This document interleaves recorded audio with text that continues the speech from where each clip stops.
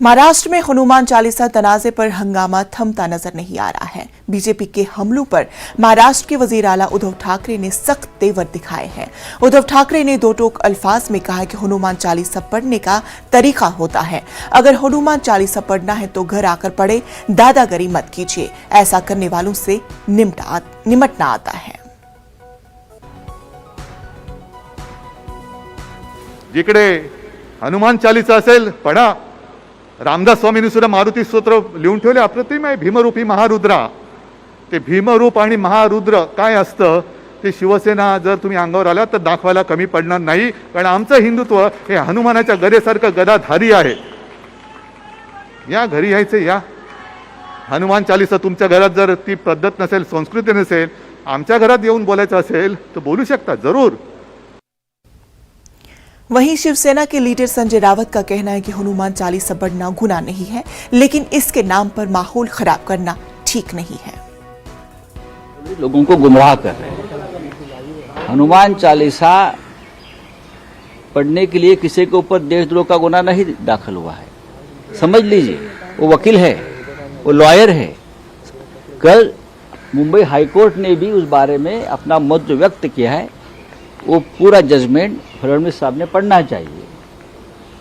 हम भी कहेंगे कि हनुमान चालीसा जरूर पढ़िए। आपका मन अशांत है तो आप अपने घर में मंदिर में जाकर पढ़िए। दूसरे के घर में घुसकर अगर आप माहौल खराब करोगे हनुमान चालीसा के नाम पर, तो आपके ऊपर गुनाह दाखिल होगा।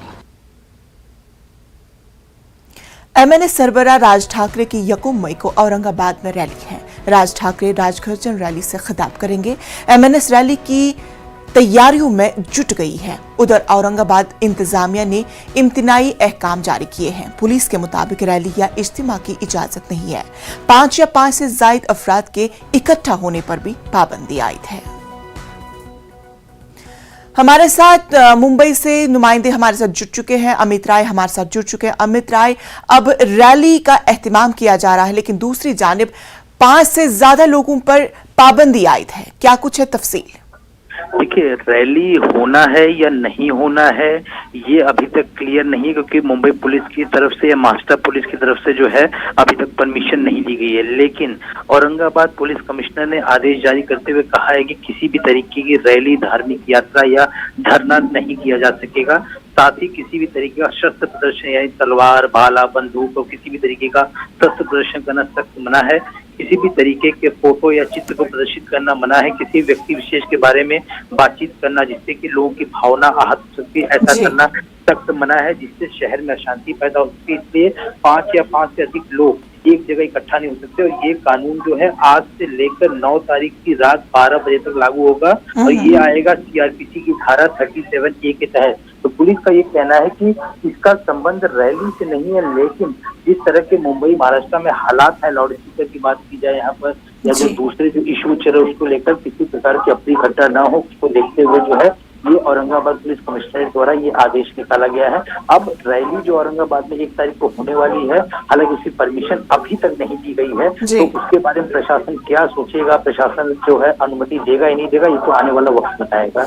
बिल्कुल अमित राय, अगर इस तरह से बेएहतिमाम इस रैली को निकाला जाएगा तो साफ तौर पे हुकूमत की जो जितने भी अहकाम है उसकी खिलाफ वर्जी समझी जाएगी। अब आने वाला वक्त ही बताएगा कि ये रैली किस तरह से निकाली जाएगी या नहीं। तफसीलात के लिए बेहद शुक्रिया।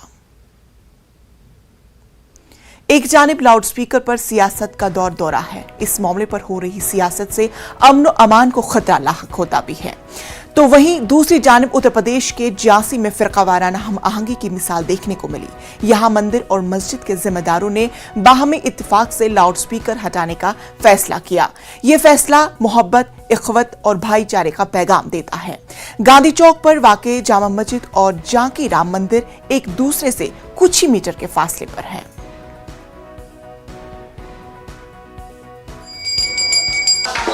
देखिए, बात यह है कि जैसे कि माहौल चल रहा है देश में, और उस चीज़ को देखते हुए भी लाउड स्पीकर के बारे में तमाम तरह की चर्चाएं हो रही हैं।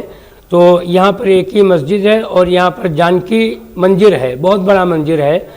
तो वहाँ के महंत साहब ने भी अपने मंदिर के लाउड स्पीकर को उतार दिया। तो उनकी देखा देखी ये हुआ कि चलिए भाई मस्जिद में भी जो लाउड स्पीकर ऊपर लगे हुए हैं उनको भी उतार दिया जाए, जिससे किसी को कोई तकलीफ़ ना हो। और यहाँ पर जो हिंदू मुस्लिम एकता का प्रतीक बना हुआ है, आपसी सौहार्द और सद्भाव जो बना हुआ है, वो आपसी तालमेल बना रहे। और हम यही चाहते हैं कि यहाँ पर अपना हर तरह से अमन व अमान कायम रहे, किसी को कोई तकलीफ़ ना हो। तो कहने का मकसद यही है कि हमने भी अपनी मस्जिद के लाउड स्पीकरों को ऊपर जो लगे थे उनको उतार दिया, और हमारी जो मस्जिद की हद है बस इसी में 2 साउंड बक्स हैं, बस मस्जिद के अंदर ही अंदर अपना आवाज़ गूंजती है। और बाकी यहाँ का माहौल माशाअल्लाह अल्लाह के फजल व करम से बहुत अच्छा है। कि देश में जो शोर शराबा चल रहा है, इसको देखते हुए मेरे मन में विचार आया और ठाकुर जी की कृपा कि इसमें हमें भी कुछ सहयोग करना चाहिए। इसलिए मैंने लाउड स्पीकर उतरवाए, क्योंकि बगल में मस्जिद है। देखते हुए उन्होंने भी लाउड स्पीकर निकलवा दिए। और भक्ति भाव तो दिल से होनी चाहिए, ना कि कोई शोर शराबा या लाउड स्पीकर से होनी चाहिए। बड़ा गांव थाना क्षेत्र में हाल ही में पीस कमेटी की बैठक में ये प्रकरण उठा था कि जो एक ही गली में मंदिर और मस्जिद दोनों लोकेटेड हैं। तो पीस कमेटी की बैठक में हमारे ईओ नगर पंचायत उपस्थित थे, हमारे थाना अध्यक्ष महोदय उपस्थित थे, और उनके द्वारा जो पीस कमेटी की बैठक की गई तो दोनों लोगों को बताया गया कि सौहार्द के साथ सारे हमारे त्यौहार जो है वो मनाए जाने हैं। तो उसी की एक पूरे बड़ा गांव के निवासियों की उपलब्धि है कि दोनों ही मंदिर और मस्जिद द्वारा जो लाउड स्पीकर हैं वो स्वतः ही उतार लिए गए हैं। बीजेपी लीडर किरण सोमैया पर हुए मुबैना हमले के बाद एफआईआर दर्ज कराने की बात सामने आ रही है। इसी सिलसिले में एक एफआईआर की कॉपी भी सोशल मीडिया पर वायरल हो रही है। इस पर किरण सोमैया का कहना है कि उन्होंने कोई एफआईआर 23 अप्रैल को दर्ज नहीं कराई है। उन्होंने ट्वीट किया है कि बांदा पुलिस स्टेशन में उनकी रिपोर्ट दर्ज करने से इनकार कर दिया था। किरण सोमैया आज खार पुलिस स्टेशन जाएंगे और बोगस एफआईआर की शिकायत करेंगे।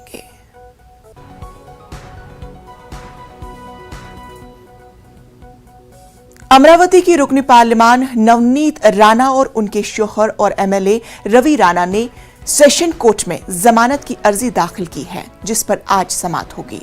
ख्याल है कि राणा जोड़े ने उनके खिलाफ दायर मुकदमे को मुस्तरद करने के लिए बॉम्बे हाईकोर्ट से रुजू किया था, जहां उनकी अर्जी को अदालत ने मुस्तरद कर दिया था।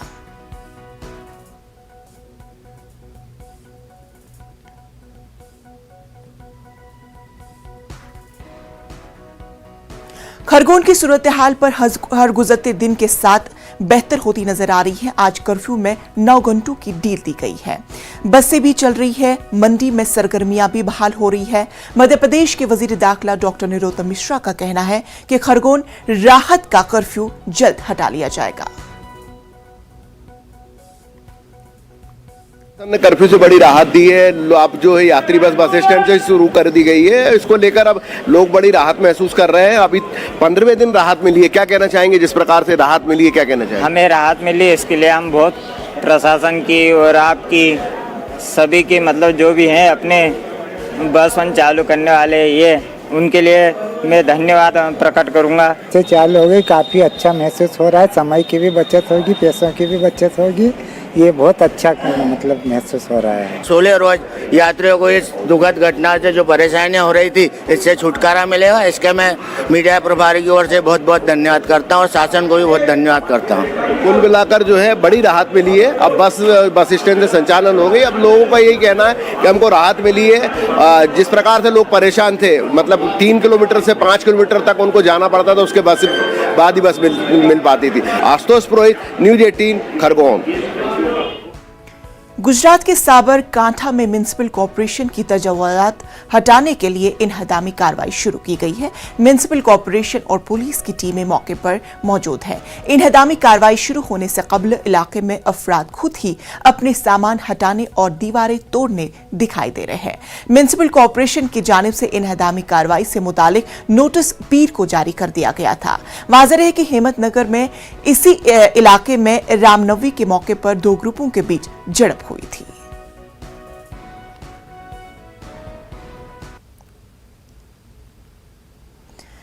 हमारे साथ हमारे नुमाइंदे ईशान जुड़ चुके हैं। ईशान, जानना चाहेंगे कि अब साबरकांठा में म्युनिसिपल कॉर्पोरेशन ने तजावुजात को हटाने के लिए इन्हदामी कार्रवाई शुरू कर दी है, क्या कुछ है मजीद तफसील? जी निशा, साबरकांठा के हिम्मतनगर में जो रामनवमी के दिन यहाँ पे पथराव हुआ था, उसके बाद जो मामला भी गमगीन हुआ था, उसके बाद अब म्युनिसिपल कॉर्पोरेशन ने यहाँ पे नोटिस जारी की थी और नोटिस के तहत यहाँ पे जो टीपी रोड बन रहा है, तो टीपी रोड के पास में जो दबान आ रहे हैं, वो दबान हटाने की कामगिरी शुरू कर दी है। तो यहाँ पे पूरे जिले की पुलिस भी यहाँ पे बुला रखी है, कोई अनिच्छनीय बनाव न बने और कोई घटना ना बने, उसके लिए भी पुलिस ने कार्यवाही हाथ दी है। तो और जो आधे लोगों ने अपने आप ही दबान दूर कर रहे हैं, तो आधे जो म्युनिसिपल कॉर्पोरेशन है वो भी अपना काम कर रही है और बुलडोजर चला रही है। जी ईशान, ये बताया कि अभी जिस तरह का जो माहौल पहले बना हुआ था, काफी ज्यादा कशीदा माहौल बना हुआ था, अभी किस तरह का माहौल है? क्या आपसी जो मेल जोल है वो सही सलामत है?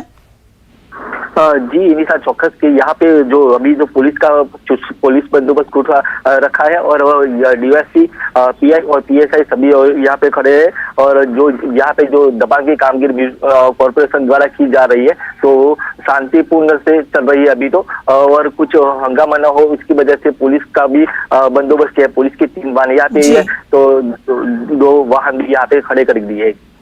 चलिए ईशान, इस अहम खबर पर हमारी नजर बनी रहेगी। तफसीलात के लिए बेहद शुक्रिया। ब्रेक के बाद इस्तकबाल। All India institute of medical sciences nurses union ने आज से गैर मुअय्यनी मुद्दत की हड़ताल की कॉल दी है। यूनियन के सदर हरीश को मुअत्तल किए जाने के खिलाफ यूनियन ने हड़ताल की कॉल दी है। यूनियन का इल्जाम है कि हरीश के खिलाफ कार्रवाई बगैर वजह बताई की गई है, जो गलत है। यूनियन ने हरीश को फौरन बहाल करने का मुतालबा भी किया। यूनियन ने पिछले 1.5 साल में 2-3 कम्युनिकेशन रिटर्न में एम्स एडमिन के साथ किए कि पूरे एम्स के जितने भी ऑपरेशन थिएटर हैं या वार्ड्स हैं, उनके अंदर जो ड्यूटी हावर्स है वो 8 बजे खत्म हो जाता है, लेकिन एक पर्टिकुलर जो मेन ओटी एरिया वहाँ 9 बजे खत्म होता है और वहाँ की फीमेल्स लगातार सेफ्टी और सिक्योरिटी के इश्यूज को सामना कर रही है। तो आप इसे बदल दीजिए। 1.5 साल से हम लगातार रिक्वेस्ट कर रहे थे, लेकिन ऐसा नहीं हो पाया। मजबूरन होकर हमें एक फ्लश स्ट्राइक करनी पड़ी और हमें कुछ समय के लिए काम रोकना पड़ा। ये स्ट्राइक का डिसीजन बहुत पहले से है, हमने रिटर्न में दिया हुआ है, जहाँ की CNO एंड MS ने इसको विलिंगली उन्होंने कहा है कि yes we agree with it, लेकिन उसके बावजूद हमारा टाइमिंग्स चेंज नहीं हुआ है। Specially in winters and in rainy season हमें ऑटो कुछ भी नहीं मिलता है जाने के लिए घर, and we feel very unsafe. Nurses union से एक सिस्टर ये बोलती है कि जब हमारे साथ कुछ घटना हो जाएगी, दूसरा निर्भया कांड हो जाएगा, तो कैंडल लेके बैठना है क्या आपको? इसके बावजूद भी डायरेक्टर सर और कोई भी कुछ मतलब नहीं बोलता है। तो छोटी सी एक डिमांड करिए, वीडियो जारी किया गया, उसमें आगे पीछे का नहीं दिखाया गया, केवल वो छोटा सा टुकड़ा दिखाया गया है और उसको लेकर के एक बहुत बड़ा बवाल हो जाता है। शाम को सस्पेंशन ऑर्डर जारी हो जाते हैं। आई थिंक ये ठीक नहीं था।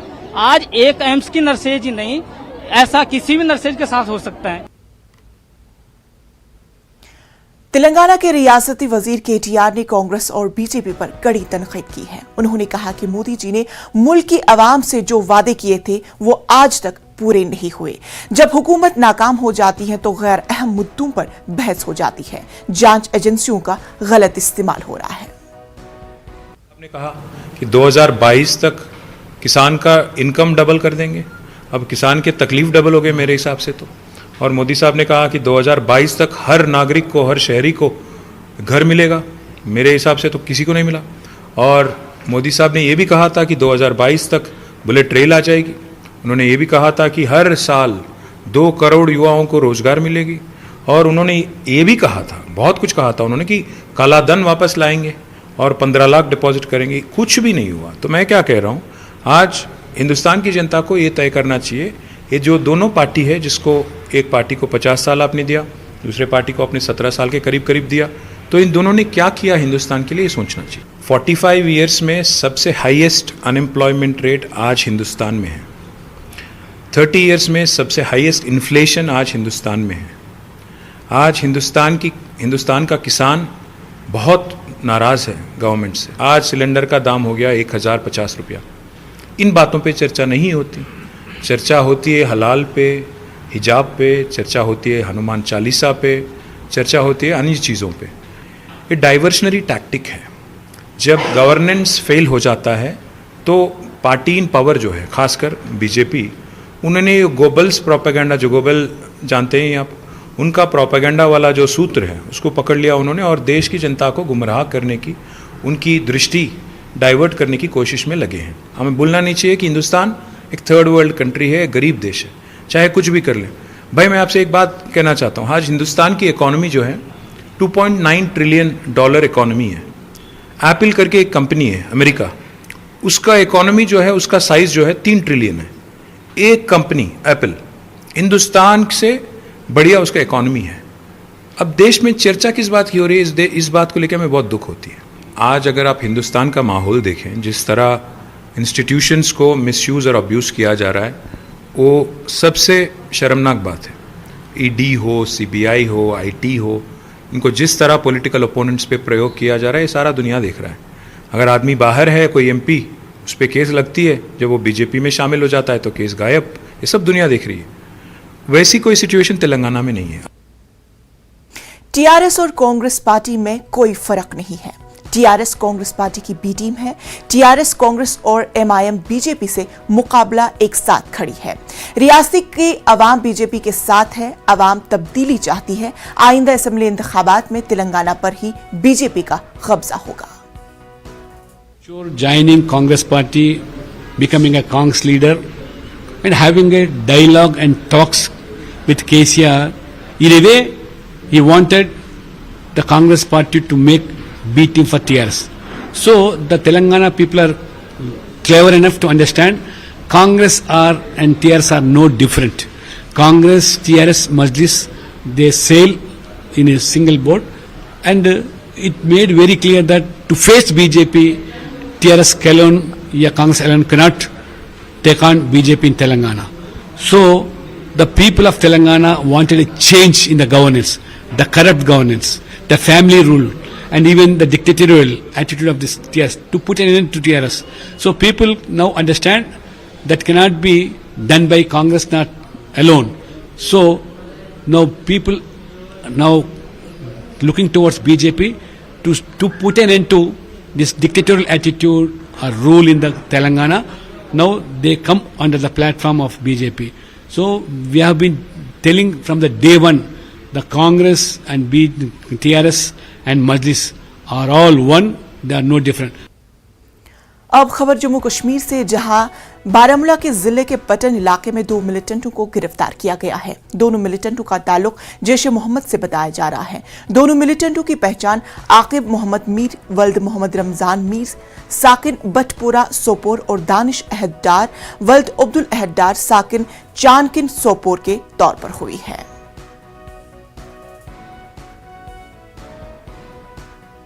मुल्क के अक्सर इलाकों में शिद्दत की गर्मी पड़ रही है। खास करके शुमाली हिंदुस्तान में लोग गर्मी से बेहद बेहाल हैं। गुजरात, बिहार, झारखंड, राजस्थान, उत्तर प्रदेश समेत कई दीगर जगहों पर पारा पड़ता ही जा रहे हैं।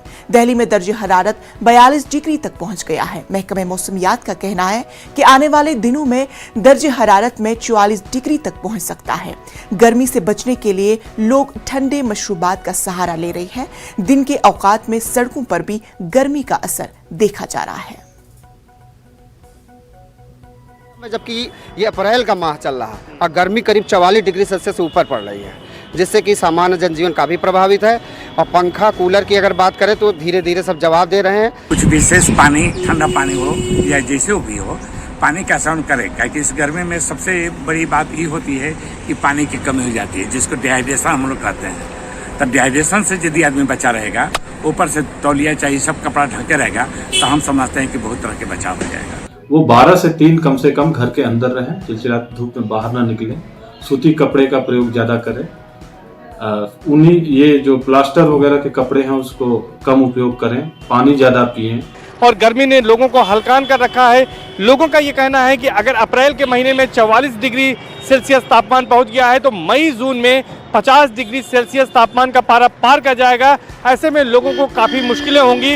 इसलिए लोगों को ये बताया जा रहा है चिकित्सकों के द्वारा भी कि लोग पानी पीते रहें, शरीर में पानी की कमी ना हो, नहीं तो हीट स्ट्रोक जैसे खतरे भी बढ़ सकते हैं। कैमरा पर्सन संजू मिश्रा के साथ सर्वेश दुबे, न्यूज़ 18 प्रयागराज।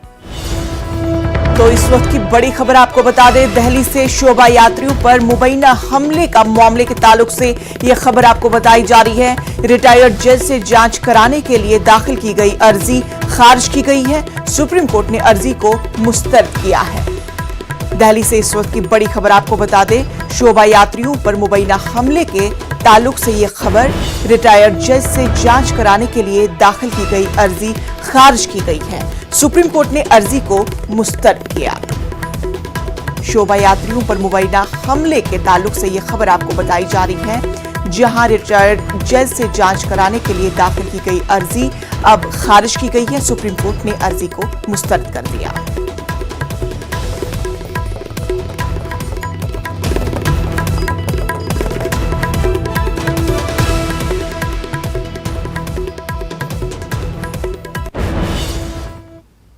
खबरों में फिलहाल इतना ही। मुझे दीजिए इजाजत, लेकिन आप देखिए न्यूज़ 18 उर्दू।